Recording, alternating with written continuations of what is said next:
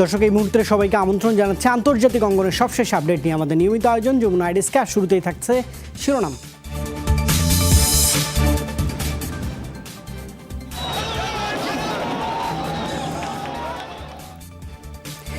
ইরাকে সরকার বিরোধী আন্দোলন চলছে, দুটি বেসরকারি টেলিভিশন চ্যানেলে হামলা।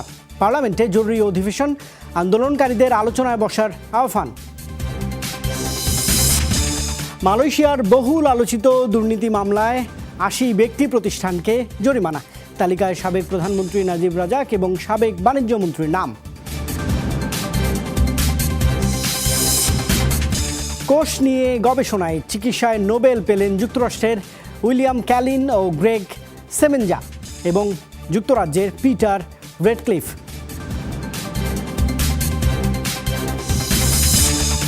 আর দর্শক, এসব খবরের বিস্তারিত নিয়ে আপনাদের সঙ্গে এই মুহূর্তে রয়েছি আমি রুবায়েত হাসান। সরকার বিরোধী আন্দোলনে উত্তাল ইরাকে এবার হামলার শিকার দুটি বেসরকারি টেলিভিশন চ্যানেল। অজ্ঞাত বন্দুকধারীদের হামলার পেছনে সরকারকেই দায়ী করছে চ্যানেল দুটির কর্তৃপক্ষ। এদিকে দেশ জুড়ে চরম অস্থিরতায় প্রধানমন্ত্রী মাহাদির নেতৃত্বে পার্লামেন্টে জরুরি অধিবেশন বসে মন্ত্রিসভা। রাজপথ ছেড়ে আন্দোলনকারীদের আলোচনায় বসার আহ্বান জানান প্রধানমন্ত্রী। ইরাকে গেল ৬ দিনে বিক্ষোভ সহিংসতায় নিহত শতাধিক, আহত প্রায় ৬,০০০ মানুষ। রোববার সার্বিক পরিস্থিতি কিছুটা শান্ত হলেও বাগদাদে বিক্ষোভকারীদের সমাবেশে গুলি চালিয়েছে সেনারা। আন্দোলনকারীরা ইট, পাথর ও টায়ার জ্বালিয়ে রাজপথ অবরোধ করে রাখলে তাদের ছত্রভঙ্গের চেষ্টা চালায় সেনারা। একই দিন দুটি বেসরকারি টিভি চ্যানেলে হামলা চালায় অজ্ঞাত বন্দুকধারীরা। তছনছ করে ট্রান্সমিশনের সরঞ্জামাদি। কয়েকজন কর্মীকে মারধর করার অভিযোগ করেন সাংবাদিকরা। এজন্য সরকারকেই দায়ী করছে কর্তৃপক্ষ। কালো পোশাক ও মাস্ক পরে একটি সশস্ত্র দল হামলা চালায়। ট্রান্সমিশনের সময় ইকুইপমেন্ট ভেঙে ফেলে। আমরা বরাবরই সত্য ঘটনা প্রচার করে আসছি, তবে সরকার বোধহয় তা মেনে নিতে পারছে না। আইন শৃঙ্খলাবিহীন একটি দেশেই সম্ভব এমন ন্যাক্কারজনক ঘটনা। আমার বিশ্বাস প্রধানমন্ত্রী ও নিরাপত্তা বাহিনীর অগোচরে এটা সম্ভব নয়। গণমাধ্যমে হামলার ঘটনায় নিন্দা জানিয়েছে দেশটির স্বরাষ্ট্র মন্ত্রণালয়। চলমান পরিস্থিতি নিয়ে বিবৃতিতে মন্ত্রণালয়ের মুখপাত্র জানান, গেল কয়েকদিনের বিক্ষোভ সহিংসতায় হতাহতের ঘটনার তদন্ত করবে প্রশাসন। নিরাপত্তা বাহিনীর সাথে বিক্ষোভকারীদের কোনো সংঘর্ষ হয়নি, তবে আন্দোলনের জেরে কোনো পক্ষ সুযোগ নেয়ার চেষ্টা করছে। গোলাগুলি, সহিংসতার প্রতিটি ঘটনায় তদন্ত করা হবে। এই দিনই প্রধানমন্ত্রীর নেতৃত্বে জরুরি বৈঠকে বসে ইরাকি মন্ত্রিসভা। আবারও আন্দোলনকারীদের প্রতি ঘরে ফেরার আহ্বান জানান প্রধানমন্ত্রী। আমার ভাইয়েরা যেখানে বিক্ষোভ করছে সেখানেই যেতে প্রস্তুত আমি। নিরাপত্তা কর্মী কিংবা কোনো ধরনের অস্ত্র ছাড়াই তাদের সাথে বসে কথা বলতে চাই। নিশ্চিত করতে চাই সর্বোচ্চ নিরপেক্ষতা ও স্বচ্ছতার সাথে অর্থনৈতিক ও প্রশাসনিক সংস্কারে কাজ করছে সরকার। সীমাহীন দুর্নীতি, বেকারত্ব, জনসেবার অভাবসহ নানা ইস্যুতে দীর্ঘদিনের ক্ষোভের বিস্ফোরণে গেল কয়েকদিন ধরেই উত্তাল Iraq. Dorothy Tasrin, Jamuna News. মালয়েশিয়ার বহুল আলোচিত 1MDB দুর্নীতি মামলায় ৮০ ব্যক্তি প্রতিষ্ঠানকে জরিমানা করল দুর্নীতি দমন কমিশন, যার মধ্যে রয়েছেন সাবেক প্রধানমন্ত্রী নাজিব রাজাক, তার ভাই এবং সাবেক বাণিজ্য মন্ত্রীর মতো রাঘব বোয়ালদের নাম। অভিযোগ, তাদের পরিচালিত আর্থিক প্রতিষ্ঠানের মাধ্যমে লোপাট করা হয়েছে ৪২০ মিলিয়ন রিঙ্গিত। মালয়েশিয়ার সরকার পরিবর্তনের পর নতুনভাবে শুরু হয় বিতর্কিত 1MDB দুর্নীতি মামলার তদন্ত, যার মূল অভিযুক্ত সাবেক প্রধানমন্ত্রী নাজিব রাজাক। রাষ্ট্রীয় কৌশলীদের দাবি, ক্ষমতায় থাকাকালে ব্যাংকের অজুহাতে নয়-ছয় করেছেন $৪৫০ কোটি। এ কারণে ২০১৮ সাল থেকেই দফায় দফায় দিচ্ছেন আদালতে হাজিরা। একই সাথে তার রাজনৈতিক কার্যালয়, ব্যক্তিগত দফতর, ২-৩টি বাড়িতে তল্লাশি চালিয়ে উদ্ধার করা হয়েছে বিপুল পরিমাণ নগদ অর্থ, বিলাসবহুল পণ্য। প্রায় ১ বছরের তদন্ত শেষে মামলাটির সাথে ৮০ ব্যক্তি প্রতিষ্ঠানের সংশ্লিষ্টতা নিশ্চিত করেছে মালয়েশিয়ার দুর্নীতি দমন কমিশন। আমরা 1MDB দুর্নীতি মামলায় ৮০ ব্যক্তি প্রতিষ্ঠানকে জরিমানা করেছি। তারা যে পরিমাণ অর্থ লোপাট করেছেন তার থেকে ২.৫ গুণ বেশি ফেরত দিবেন। তালিকাভুক্ত সবার বিরুদ্ধে তদন্ত শুরু করেছে কমিশন। প্রত্যাশা নোটিশে উল্লেখিত সময়ের মধ্যেই ব্যক্তি প্রতিষ্ঠান অর্থদণ্ডকে গুরুত্বের সাথে নেবে। তালিকায় রয়েছেন সাবেক প্রধানমন্ত্রীর ভাই নাজির রাজাক, সাবেক বাণিজ্য মন্ত্রী শাহরির আব্দুল সামাদ, প্রতিমন্ত্রী আহমেদ মাসলান সহ অনেকে। জানানো হয় দুর্নীতির সাথে সংশ্লিষ্টতা ছিল বিগত সরকারি দল বারিসান ন্যাশনাল, শরিক পার্টি UMNO, মালয়েশিয়ায় ভারতীয় এবং চীনা অ্যাসোসিয়েশনের। Roughly 420 million. তদন্তে বেরিয়ে এসেছে ব্যাংক পরিচালনার নামে 420 মিলিয়ন রিঙ্গিত বা 10 কোটি ডলারের বেশি অর্থের দুর্নীতি হয়েছে। সর্বনিম্ন 50,000 থেকে শুরু করে ব্যক্তি পর্যায়ে লোপাট করা হয় 25 মিলিয়ন রিঙ্গিত। প্রাতিষ্ঠানিক ক্ষেত্রে এর পরিমাণ 134 মিলিয়ন রিঙ্গিত পর্যন্ত। And as high as গেল বছর 1MDB কেলেঙ্কারির সাথে জড়িত এক মালয়েশিয়ান বিনিয়োগকারী এবং গোল্ডম্যান স্যাশের 2 ব্যাংকারের বিরুদ্ধে মামলা ঠুকে দেয় মার্কিন কৌশলীরা। তাদের থেকে জব্দকৃত অবৈধ সম্পদ বিক্রি করে মাহাথির সরকারকে $200 মিলিয়ন ফেরত দেয় যুক্তরাষ্ট্র। মৌলি ইসলাম, যমুনা নিউজ। চলতি বছর চিকিৎসায় নোবেল পুরস্কার পেলেন মার্কিন যুক্তরাষ্ট্রের 2 জন এবং যুক্তরাজ্যের 1 জন বিজ্ঞানী।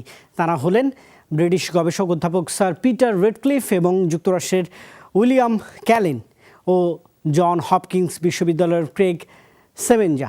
তারা সবাই কোষ বিভাগে অক্সিজেনের উপস্থিতি অনুভব করে এবং সাড়া দেয় তা নিয়ে গবেষণা করছিলেন।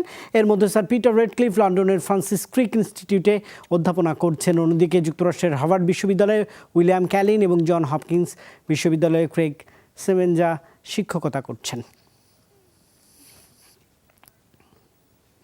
জম্মু কাশ্মীরের গৃহবন্দী নেতা ফারুক আবদুল্লাহ এবং তার ছেলে সাবেক মুখ্যমন্ত্রী ওমর আবদুল্লাহর মুক্তি দাবি করল ন্যাশনাল কনফারেন্স। রোববার 15 সদস্যের একটি দলকে তাদের সঙ্গে দেখা করার অনুমতি দেন উপত্যকার উচ্চ আদালত। 5 আগস্ট জননিরাপত্তা আইনের আওতায় তাদের গৃহবন্দী করা হয়। এরপরই জম্মু কাশ্মীরের বিশেষ মর্যাদা সম্বলিত সংবিধানের 370 নম্বর ধারা বিলোপ করেন ভারতীয় প্রেসিডেন্ট। এর সঙ্গে আসে রাজ্যটিকে কেন্দ্রশাসিত 2টি অঞ্চলে পৃথক করার ঘোষণাও। প্রতিনিধি দলটি জানায় আগামী 24 অক্টোবর হতে যাচ্ছে ন্যাশনাল কনফারেন্সের উন্নয়ন পরিষদ নির্বাচন। এর আগে শীর্ষ নেতাদের মুক্তি দাবি করে দলটি। জানায় তাতে ভবিষ্যৎ কর্মপরিকল্পনা নির্ধারণ করা সহজ হবে। জম্মু কাশ্মীরের বর্তমান পরিস্থিতির ব্যাপারে প্রশ্ন এড়িয়ে ন্যাশনাল কনফারেন্সের প্রাদেশিক প্রেসিডেন্ট জানান রাজনীতি সচল করতে চাইলে স্থানীয় নেতাদের মুক্তির বিকল্প নেই। প্রশাসনিক অনুমতির পর দলীয় প্রেসিডেন্ট ফারুক আবদুল্লাহ এবং সাবেক মুখ্যমন্ত্রী ওমর আবদুল্লাহর সাথে আমরা সাক্ষাৎ করেছি।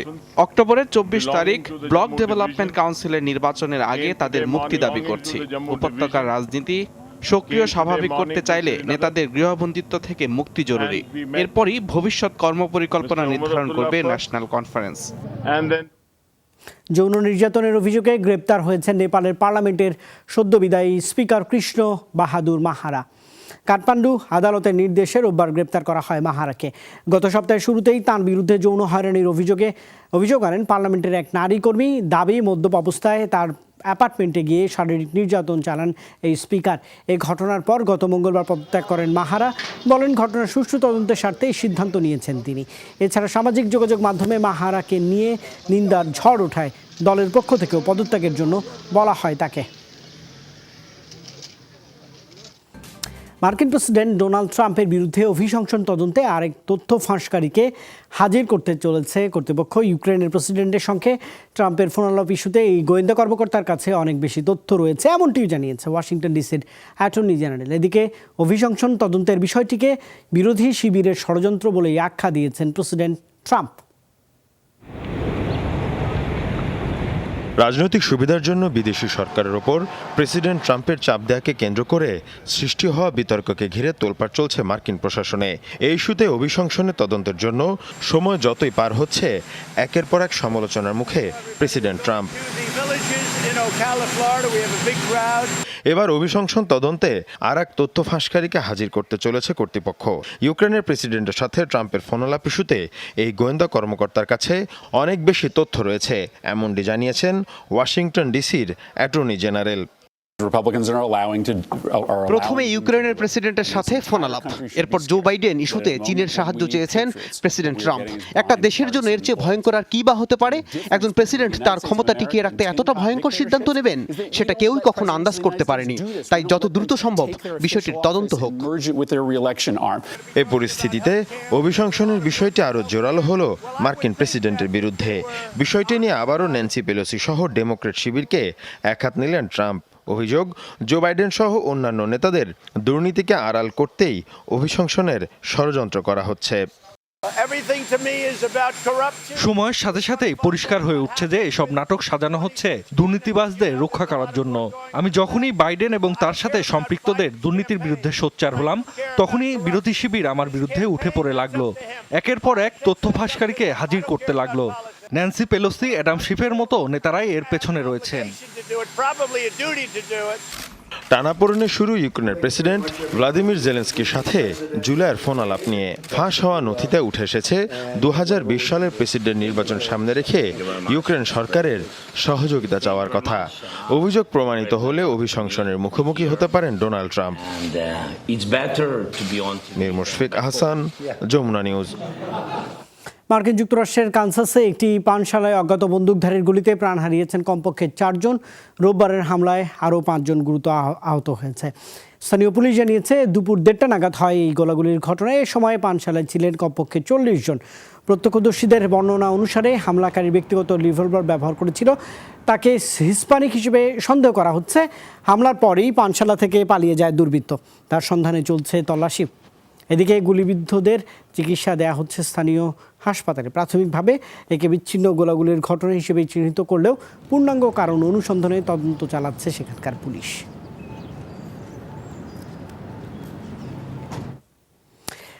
অস্ট্রিয়ার কিরুৎবুহেল শহরে একই পরিবারের 5 জনকে হত্যার পর পুলিশের কাছে আত্মসমর্পণ করেছে এক যুবক। পুলিশ জানিয়েছে তদন্তের স্বার্থেই প্রকাশ করা হচ্ছে না 25 বছর বয়সী হত্যাকারীর নাম পরিচয়। অভিযুক্তদের প্রাথমিক জবানবন্দি অনুসারে সাবেক প্রেমিকার সাথে বাগবিতণ্ডার জেরে সে রাগের মাথায় হত্যাকাণ্ড চালায়। খুন করে সাবেক প্রেমিকা, তার বাগদত্তা এবং পরিবারের বাকি 3 সদস্যকে।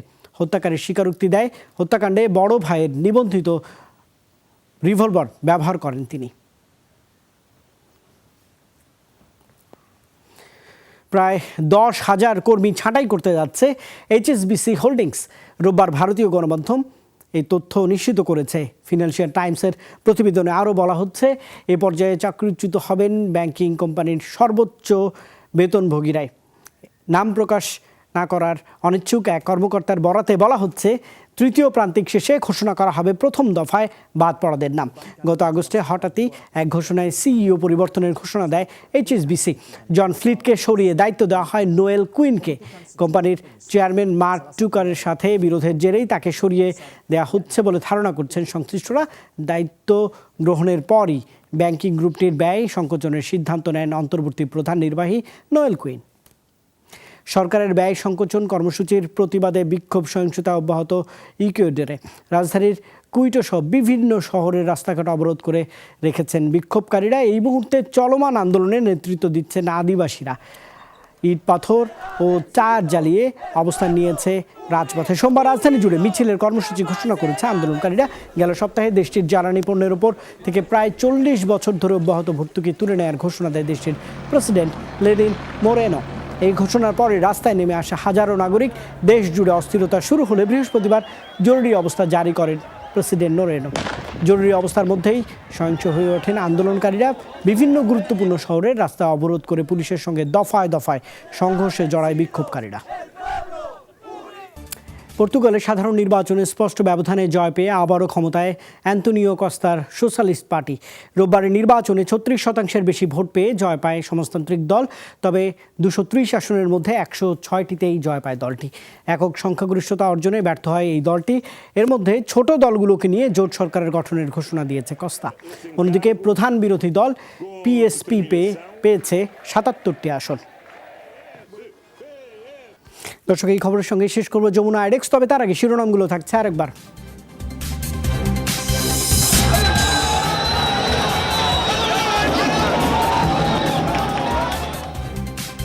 ইরাকে সরকার বিরোধী আন্দোলন চলছেই, দুটি বেসরকারি টেলিভিশন চ্যানেলে হামলা। পার্লামেন্টে জরুরি অধিবেশন, আন্দোলনকারীদের আলোচনায় বসার আহ্বান।